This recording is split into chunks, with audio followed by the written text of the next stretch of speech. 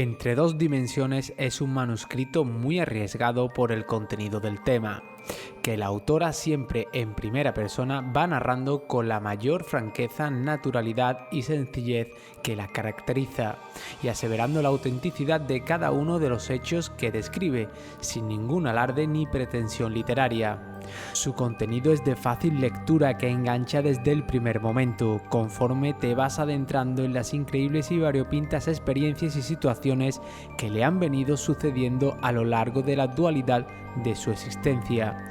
Es una noble y valiente escritora que no duda en abrir su alma para exponer su verdad, dejando a un lado sus miedos para cumplir con la misión que se le ha encomendado, pensando siempre y ante todo en favor. Estamos aquí con nuestra mesa, hoy que se estrena aquí con nosotros, María del Carmen Belmonte Núñez. Muy buenas noches. Buenas noches. Que vamos a hablar hoy sobre su libro, que lo tenemos aquí, Entre dos dimensiones. Ahí está, ¿vale? Un libro que... ¿Dónde podemos conseguir el libro, María Carmen? Pues se puede comprar en el Corte Inglés de toda España, Casa del Libro y por internet también. Y aparte en grandes librerías, nada más que le ponga por internet te sale un listado de todas las librerías de España, se puede comprar y también internacional.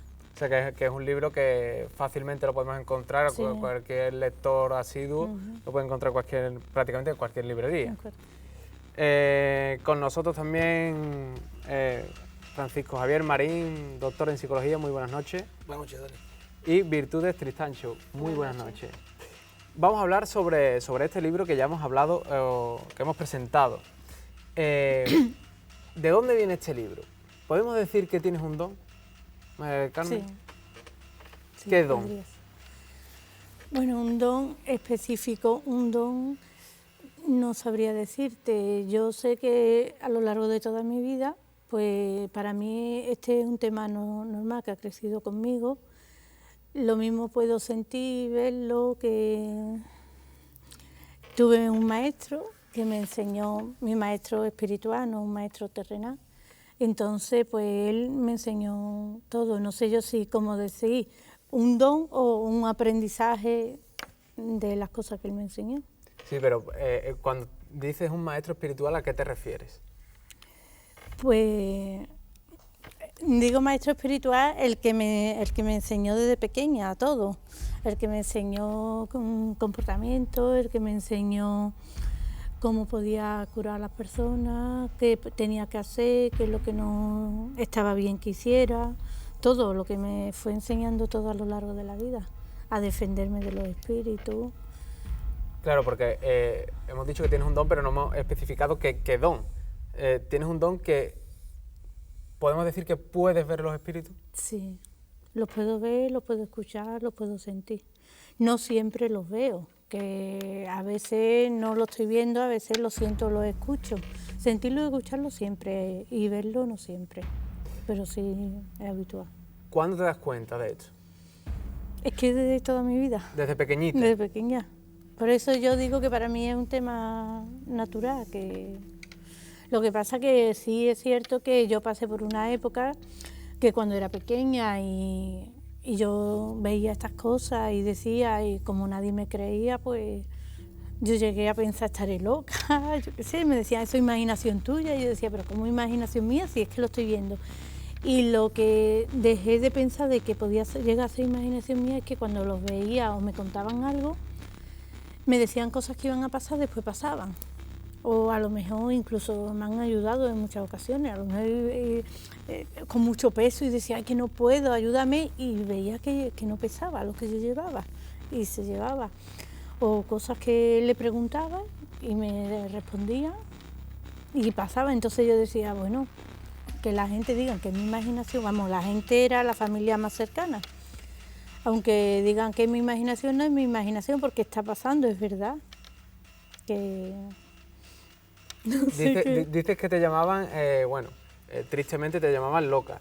Francisco, ¿cómo podemos diferenciar una persona que está desequilibrada, por así llamarlo, que puede tener, pues aquello que ve que no es real, de una persona que sí, que aquello que ve sí que es verdad y que tiene, como estamos diciendo, un don especial? Los trastornos psicológicos y psiquiátricos, según el manual diagnóstico que usamos los psicólogos y los psiquiatras, o al menos un manual de ellos, es el DSM-5, y por hacer un resumen, ahí podemos decir que los trastornos mentales se categorizan en 3 grandes grupos: lo que son los estados neuróticos, lo que son los estados psicóticos y los trastornos de personalidad. Los trastornos de personalidad, comienzo por estos últimos, son aquellos trastornos en que la persona está normal, hace una vida prácticamente normal en su vida cotidiana, en su vida familiar, pero hay un punto en su personalidad que es el que está mal. Cuando se toca ese punto es cuando la persona se desestructura, pero en todo lo demás es una persona perfectamente coherente. Luego están los trastornos neuróticos, que es una forma inadecuada de enfrentarte con la realidad, con mecanismos de defensa que no son adaptativos, no están adaptados, y lo que hacen en vez de adaptarte es inadaptarte, con lo cual generas ansiedad, generas angustia, incluso crisis depresiva. Y luego están esos trastornos que suponen un corte con la realidad, que son las psicosis. Dentro de la psicosis está la psicosis esquizofrénica, la psicosis paranoide. Es un cortar con la realidad y reinventarte otra. Ese reinventar otra es lo que conocemos como delirio. Cuando acontece un delirio, puede ser un delirio sistematizado o no sistematizado. El sistematizado es una historia coherente que tú creas, es una realidad que la puedes adornar, o pueden sobrevenir a ella alucinaciones olfativas, auditivas y visuales. Lo que diferencian a estas personas de las personas como Mari Carmen Belmonte es que las primeras suponen un corte con la realidad, no están adaptados a la realidad, por eso se inventan otra o crean otra en su mente que para ellos es tan vívida y tan real como la realidad nuestra. Cuando un psicótico o cuando un esquizofrénico, porque no toda la esquizofrenia cursan con alucinaciones, dice que está viendo a la Virgen María, es que la está viendo. Hay una alteración mental, sináptica, de neurotransmisores, que hacen que el proceso, que el cerebro procese una información de una forma errónea. Eso es una alucinación.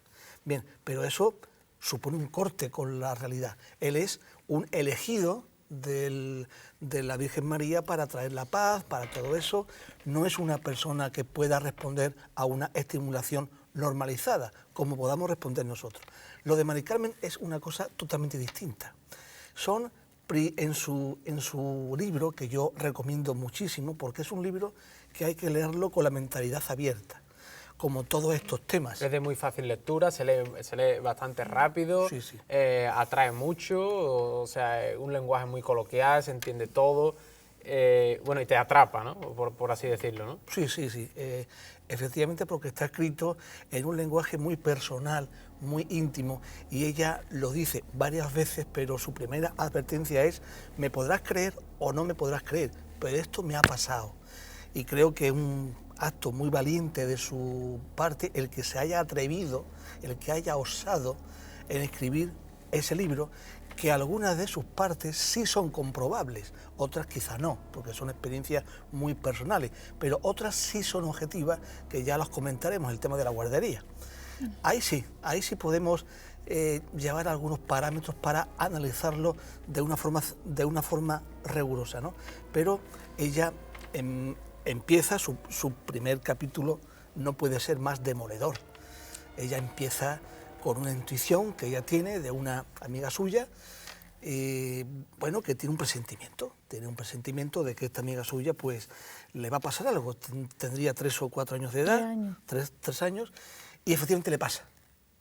Entonces comenzamos ahí con una intuición, con un pálpito, una corazonada, pero es que luego eso se va transformando ya en lo que ella denomina una especie de seres, de espíritus, de entes, que son las que la van guiando, la van ayudando, incluso en el tema de la guardería, que es escalofriante, es muy interesante también.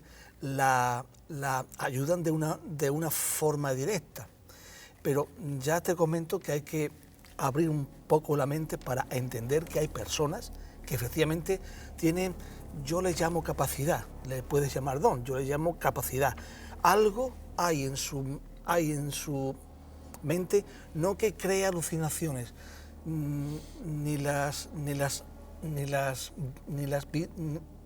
visualiza, sino que son capaces de conectarse con otro tipo de energía, porque todo es energía, todo. Bueno, Mari Carmen, una pregunta. Cualquiera que se informe un poco sobre el tema puede buscar por internet y muchas de estas visiones se dan en sueños. No sé si a ti te ocurre esto también o no. O sea, cuando estás dormida, ¿tienes visiones? Dormida he tenido algunas veces premoniciones, pero poco. Ha sido siempre más despierta. O sea, más Sí. despierta, ¿no? Sí, dormida ha sido, le llamo yo viajes astrales, que viaja y ve lo que va a pasar. Lo mismo he podido viajar hacia un futuro, hacia también el pasado, otras dimensiones, que un viaje astral, la energía, como bien dice, a ver, no tiene límites, los límites los ponemos los humanos. Una pregunta que creo que muchas personas se pueden estar haciendo en casa, que incluso aquí en el plató algún compañero se lo puede estar haciendo. ¿No te da miedo? Mira, sinceramente, hubo una época que sí me daba miedo, pero la época que me dio miedo fue en la que menciona Javier, en la época de la guardería, en esa época, porque yo hasta esa época yo solo había conocido los seres de luz, los ángeles, lo que aquí vulgarmente se dice ángeles, los seres de luz, y nunca me habían hecho daño. Yo había crecido con ellos me habían guiado, me habían respondido, para mí eran los únicos que existían. Pero cuando se puso esa guardería fue cuando yo conocí a los otros, que eran lo que son los fantasmas, lo que vulgarmente se dice fantasmas, los entes.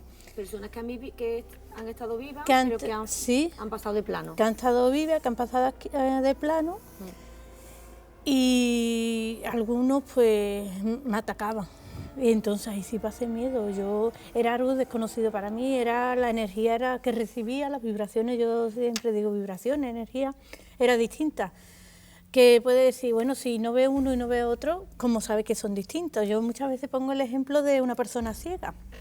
Una persona ciega que está en su familia, está ciega, está en vamos a suponer que está en el salón, está sentado y llega un miembro de su familia y sin hablar sabe quién es. ¿Y por qué sabes quién es? Porque recibe esa vibración, esa energía que desprende. Todos los seres tenemos energía, ¿no? Y desprendemos una energía. Pues lo mismo sucede con los seres de luz o con los de la sombra, le digo yo la sombra, como se les quiera decir. Era una energía distinta. Entonces ahí sí pasé miedo, sobre todo cuando me atacaban, que yo he tenido moratones en el cuerpo y todo. Hay cosas que el libro es muy light, pero que la realidad fue... Hasta que aprendí a defenderme, que los míos me enseñaron, me mostraron, y ya no me da miedo, pero está superado. Sí, ya está superado, porque hubo una época que cuando más me atacaban era cuando dormía. Cuando dormía era cuando entraba a atacarme, yo ahora me despertaba, pero no me podía mover y me estaban haciendo cosas. Eso también es conocido como parálisis del sueño, Francisco, sí, si no me equivoco. Efectivamente.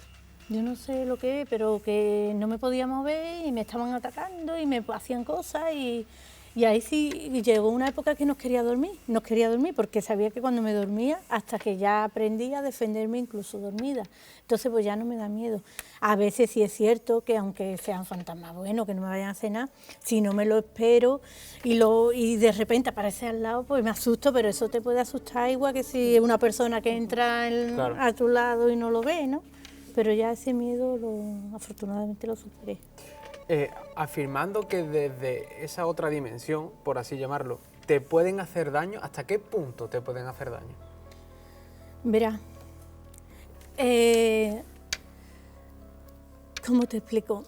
Un ente normal no puede atacar a un ser humano, vivo, por a decirlo. otro ser vivo. Lo que sí le puede hacer meterle miedo, están los entes burlones, o mover objetos porque se quiera comunicar y no sabe, no encuentra el medio para comunicarse. Eso no quiere decir hacer daño. Cuando hacen daño son otros seres. Perdónate, ahí te voy a cortar en el tema de comunicarse, o que nosotros no, los normales, por Sí. decir lo que decimos Los normales, humanos. no lo escuchan. Entonces, Sí, entonces para claro, darse a conocer. porque ellos están ahí y claro, ellos se quieren comunicar, pero claro, todo el mundo no estamos capacitados por decirlo, para escucharlo en según qué momento. Entonces también, claro, pues ellos tienen también como esa impotencia de querer a lo mejor lanzar algún mensaje y que te están viendo ahí, pero tú no lo estás escuchando.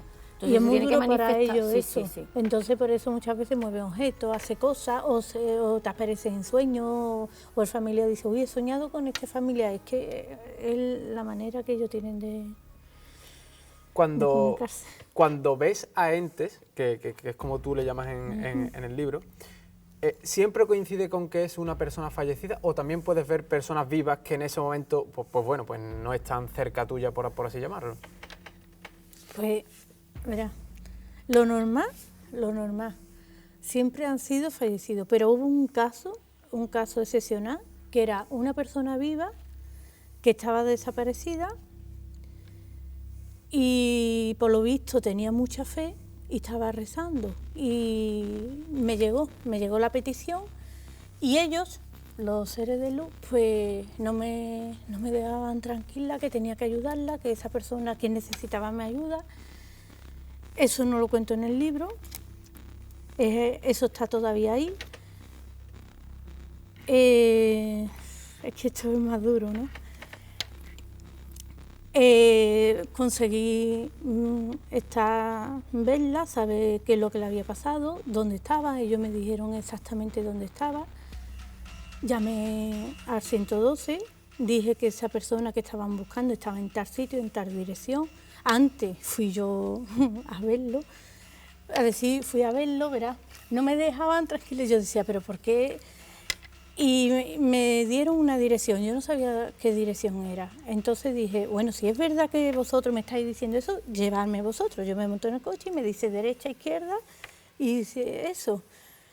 Me monté en el coche y me guiaron. Y cuando llegué al sitio me dice, aquí, paro y veo que exactamente se llamaba la plaza así. Me llamaba mucho la curiosidad en el bloque, porque dijeron que estaba en un bloque y yo, los bloques que yo conocía, por ejemplo, ponía primera planta A, B o C, y ese bloque era tal planta, pero la puerta también era un número, pero ahora veo en el porterillo que exactamente era así. Entonces llamé al 112 y dije que esa persona estaba allí, y me dijo que me identificara. Digo, no, yo no quiero decir nada, yo digo que busquéis aquí, que esta persona está aquí. Y corté el teléfono, inmediatamente me llamó el jefe que estaba investigando el caso de ella y me preguntó que cómo lo sabía. Al decirle que lo sé porque era una visión, pues ya no me creyó y no fue. Entonces, durante mucho tiempo he tenido ese contacto con ella, que ella pedía ayuda y eso. Pero habrá perdido la fe, que ya no me llega. Digo, perdido la fe porque sé que no está muerta, que la gente ya que la dan por muerta, sé que no está muerta porque ellos dicen que no está muerta. Pero la petición de ella es que hace ya tiempo y... Parece que hablas de un caso muy conocido en Sevilla, no sé si Sí. estamos hablando de Marta del Castillo, pero vamos, al menos a mí es lo que estoy entendiendo, no sé si estoy equivocado o no. Pero bueno, no tienes que confirmar ni desmentir nada, a ver si eso te incomoda. Dices que se comunica contigo, estos entes, te pregunto, ¿se comunican con un lenguaje como nos estamos comunicando tú y yo, o telepáticamente? ¿Cómo lo hacen? Mira, lo normal es telepáticamente, porque el lenguaje verbal es algo que es de la Tierra, ¿no? El lenguaje verbal, porque después en las otras dimensiones es todo telepáticamente. Pero a veces, en rara ocasión, sí lo han hecho con voz, porque muchas veces digo telepáticamente, yo misma digo, ¿será mi imaginación? ¿Será? Entonces hemos escuchado la voz. También nombras que los ves. ¿Los ves igual que me ves a mí o de qué manera Mira. les ves? Depende. Ellos para manifestarse necesitan mucha energía. La energía la pueden absorber de nosotros, ¿no? A veces, pues los veo, pues como pasar rápido o quieto o ver la sombra, pero otras veces lo he visto como te veo a ti. Tanto ha sido así que no me he dado cuenta de que eran personas muertas hasta después. Que al principio yo creía que era una persona viva y después cuando me he dado cuenta de que estaban muertas. Sí. Cuando me han pedido, cuando ellos me han dicho, ay, tú me ves, y cuando miran así es cuando me he dado cuenta que... Pues ellos se dan cuenta cuando alguien los ve. Ese es el caso de una compañera que tú me contaste, que estaba ahí en una cafetería, no sé qué, que saliste del trabajo. Sí, la del niño de 15 años. Eso. Y se puso uno en contacto con ella, pero claro, insistía, ella no le echaba cuenta, decía que qué pesado, pero después se dio cuenta de que no era... No, verá, eso fue ahí en el Policlínico en Sevilla, que fui a ver a un niño de una amiga que se había operado y fuimos a tomar café, pero salimos por la puerta de atrás, donde está...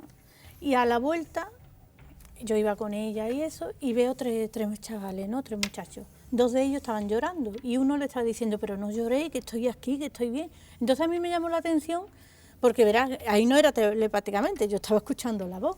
Y me llamó la atención, digo, bueno, pero ya saben que está ahí, ¿para qué le está diciendo que está ahí? Lo estaba viendo también, que no sabía yo que estaba muerto. Y yo mirando a Cindy, pensando eso, veo que me mire. Cuando me miró, es cuando me di cuenta que estaba muerto. Y entonces pues yo hice así como que no lo había visto. Y fuimos para el ascensor y él se vino y me dijo, era un chaval, después me dijo que tenía 15 años, que acababa de morir, estaban allí velándolo, la familia y eso. Y los 2 que estaban llorando eran sus primos. Y me dijo que le dijese a la madre y a su familia que estaba bien, que no llorase por él, que él estaba bien, que él se iba a ir. Pero claro, yo digo, ¿cómo voy? Claro. Entrar ahí a decirle, primero que no conozco a esa familia, decirle eso, se van a pensar que me estoy burlando, que me van a decir cualquier cosa. Y lamentablemente pues no lo hice, ¿no? Y me fui para mi casa. Ya no lo vi más, pero sí sentía yo que venía. Total, que ya me acuesto y soy al día siguiente desayunando, va y me dice mi hijo, dice, mamá, ayer por la tarde, ¿dónde fuiste? Digo, y le dije que fui al hospital. Dice, pues, ¿sabes que te traíste un espíritu? Digo, ¿un espíritu? Yo a él no le había contado nada. Dice, ¿Tu sí. hijo también? Sí, mis hijos los 3 los ven. Y va y me dice, sí, y me dio la descripción. Y era él. Dice, no me ha dejado de dormir en toda la noche. Dice, toda la noche, cada vez que me dormía me llamaba y me llamaba. Estuvo varios días en casa hasta que ya hablé con él, le dije que me perdonase, de verdad lo sentía, pero que yo ya no le podía decir nada a su familia, yo ni sabía de dónde era ni nada, pero que ascendiera y se fue.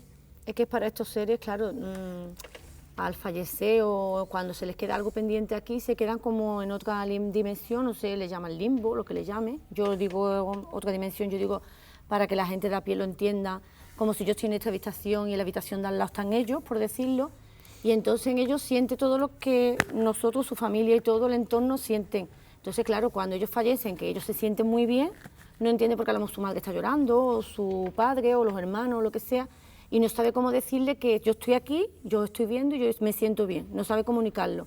Entonces, claro, para las personas que más o menos podemos ser sensitivas o lo que sea, captamos eso, lo sentimos, pero claro, ¿cómo le va a decir tú a una madre o un padre qué estás sintiendo, tú estás viendo eso? Es muy difícil porque, claro, va a decir, que se quiere burlar de nosotros encima de la pena que tenemos o el dolor que tenemos. Y es lo que nos pasa, que muchas veces nos frenamos de contar ciertas cosas por esto. A mí no me da miedo de decir qué veo o qué siento, sino más bien el daño que le pueda llegar a ciertas personas. Yo cuando lo digo es porque yo estoy muy segura de que esa persona, si va a recibir esa noticia, la va a recibir bien. No que le pueda... A mí que me digan que estoy loca o lo que sea, me da igual, porque yo sé lo que veo y lo que siento, vamos, que es que me da igual. Pero sé que estos seres lo pasan más en el sentido que se sienten como perdidos o que no saben cómo manifestan. Claro, porque ellos no entienden cuando desencarnan, no entienden en el sitio que se quedan. No entienden por qué les pasa eso o por qué su familia siente lo que siente. Entonces no saben comunicarlo y es muy duro para ellos. ¿Podemos decir que no se da cuenta de que ha fallecido? Sí. Ellos no lo entienden así. Ellos, claro, a lo mejor pueden ver su cuerpo y todo, pero no entienden por qué ellos están fuera y el cuerpo suyo está ahí. Que No lo también entienden. depende de la edad, la circunstancia de la muerte, cómo haya muerte sido la brusca. muerte, todo tiene su... O también, antes de irse, si ve a un familiar que quiere mucho y lo ve muy triste, no se quiere ir viéndolo triste, quiere partir cuando ya esté bien, pero ahí acarrea otro problema. Cuando una persona fallece en ese momento, que yo le digo, emprende el viaje hacia su nueva vida. Es cierto, habría escuchado muchas veces hablar sobre el túnel, ¿no? Es cierto, el túnel es verdad, se abre, pero claro, el túnel es un momento. ¿Y qué pasa? El que no asciende en el túnel en ese momento, después eso ya no, el túnel ya no está. Digamos que es un tren que pasa una vez y, Sí, si, pasa no, una y si vez. no lo toma... Entonces, por eso Y se quedan tanto en la como tierra. en 2 dimensiones, por decirlo, para que la gente entienda. Sí, y se quedan muchos en la tierra por eso, precisamente. Pero para todo está contemplado, ¿no? Porque hay personas en la tierra, hay muchas personas en la tierra que tienen esa luz. Que otra persona viva no ve esa luz, pero un ente sí ve esa luz. Entonces se va para esa persona porque a través de esa luz puede ascender. El túnel no es, pero a través de esa luz es como si le abriese la puerta. Entonces por eso hay también tantas personas que ven, que sienten, porque tienen esa luz, para que no se queden eternamente, porque quedarse en la tierra después de muerto es lo que se dice, lo que vulgarmente se llama el infierno. O sea, la tierra, podemos decir que es la descripción que la Biblia hace sobre el infierno para estas personas que no pueden ascender en el momento adecuado. Sí, lo que dice, Bueno, yo lo que pasa dice es que la Iglesia, yo el purgatorio. El purgatorio. Sí, por pero decirlo. yo lo que... Pero verá, yo no lo veo así, pero bueno. yo es que con el tema de Biblia y eso, yo lo que yo digo que la Biblia está escrita por humanos y está escrita, si nos partimos de las creencias de un Dios, hay un Dios y hay tantas Biblias como religiones distintas. Y yo pienso eso, que cada Biblia la escribe, depende de la religión, pone lo que quieren poner para manipular a sus seguidores. Entonces no es, porque también la Biblia dice, bueno, yo no la he leído, pero sí lo he escuchado, ¿no? Que dice, el que sea malo después de muerto que arde en el infierno. Como eso es una tontería, perdonad, pero si la energía no va a arder. Si después de muerto tu alma es energía. Eso no hay un sitio que haya fuego y vaya a arder. O cuando dice Dios todo lo perdona, también mentira, porque si Dios lo perdonase, entonces aquí podríamos matarnos unos a otros, que nada, no pasaría nada, después te iba a ir para arriba, ¿no? Y después arriba iba a ver todo, el alma, el cuerpo, es el vestido del alma. Tú eres bueno o malo, pero no es tu cuerpo, es tu alma. Y allí no se va a permitir nadie que no se perdona todo, que el que haga mal no va a ascender. Sí, Entonces, que se tiene que reciclar, por decirlo de alguna manera. Sí, Francisco. Hay un episodio que ella describe en el libro, que ejemplifica un poco el tema. Yo, en muchas policías de varios países civilizados, ¿no? Aquí tenemos que hacer una doble... Creo que sé por dónde va. Doble distinción. Los países civilizados y los otros, ¿no? Entre el hambre, el ébola y todo eso, pues, y el Estado Islámico, pues lo están exterminando. En muchos países civilizados, muchas policías colaboran con videntes. Correcto. O sea, no es que fundamenten toda la investigación criminal en una persona vidente, pero es una herramienta más. Es un instrumento más. Aquí no. O sea, aquí si tú has visto cierto acto y lo has visto en un sueño, lo más coherente, lo menos llamativo, pues eso es un sueño, ni siquiera se investiga. En personas que tienen esta capacidad, ¿no? Vale, pues fíjate, la institución, la empresa, que es la empresa más antigua del mundo, que es la Iglesia, es la primera que debería de asumir un poco esto, ¿no? El tema de la vida eterna, el tema del alma. Bueno, en su libro ella describe cuando hace la primera comunión, que ella va toda ilusionada, ¿no? Bueno, ¿quién mejor para entenderme lo que me está pasando que un sacerdote? Bueno, pues allá que va Mari Carmen, toda contenta, para el sacerdote, el cura, que las iba a dar su primera comunión, toda. Bueno, bien, un pensamiento lógico, ¿no? ¿Quién mejor que este hombre? Bueno, no tal. Pues se lo comentas, y la opción que tiene, o sea, lo que hace el sacerdote es castigarla con no sé cuántos Ave Marías y que estás loca y que te olvides de eso. Y que no mienta. Que no mienta, o sea, entonces, y luego fíjate que en Madrid se han nombrado ya a 9 exorcistas, cuando el único caso de posesión demoníaca es uno, es el que está documentado, que no es que sea posesión demoníaca, no se puede demostrar. Lo que pasa es que lo otro tampoco se puede demostrar, ni que fuese una psicosis esquizofrénica, ni que fuese un montaje, que es donde se basa la película del exorcista. Bueno, pues hay una energía, que ella también lo describe en la planta primera, donde ella pone la guardería, que es la planta primera de una casa de 2 plantas. Ahí es donde acontece todo. Y bueno, y no solo está ella, hay una profesora que es amiga de ella, y luego posteriormente está la hermana, que es la que se va a vivir contigo, que también es testigo de todos estos fenómenos paranormales que se producen ahí teóricamente. Pero ella describe estos entes que le hacen daño, que cuando ella es capaz de hacer una comunicación con ellos, se apacigua, pero luego ella describe otro tipo de energía que no tiene nada que ver con esos entes. Ella los ha llamado aquí, y en el libro, los otros. Y es la energía que el padre jesuita José María Pilón tanto ha descrito como una energía negativa inteligente, que no tiene nada que ver con espíritus que se han quedado aquí, ni con espíritus burlones, es otra cosa distinta. ¿Vamos a llamarle diablo? Vamos a llamarle diablo. Efectivamente, ella ha vuelto a decir una gran verdad, no es ese diablo de que ardes, ¿cómo puede arder? Yo sé, la energía no se crea ni se destruye, se va transformando, va adoptando diferentes formas. Pero claro, para controlar a las masas, la Iglesia, sobre todo en la época de Torquemada, la época de la Inquisición, lo que hace es reforzar la imagen del diablo. El aquelarre vasco, eso de diablo no tenía nada, pues lo reinventan para el culto al diablo cuando no era más que un celebrar el inicio del solsticio de la primavera. Fíjate lo que tiene eso que ver con el diablo. Eso es política religiosa. Lo que estamos hablando aquí es de un cierto número de personas que no sabemos por qué tienen la capacidad de la telequinesia. Me explico. Le pones una campana, le pones un objeto dentro, la campana está al vacío, y son capaces de con las manos, sin tocar el objeto, moverlo. Esto se ha hecho. Se ha hecho. Y muchísimas otras cosas.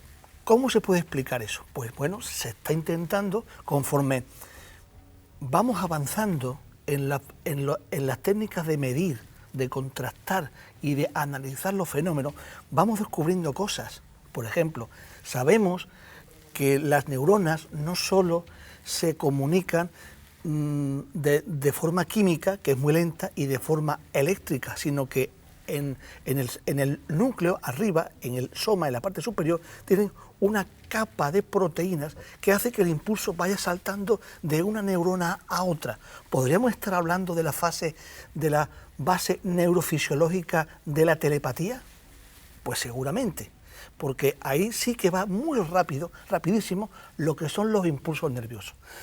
También se está viendo ahora que la neurona quizás se autorregenere.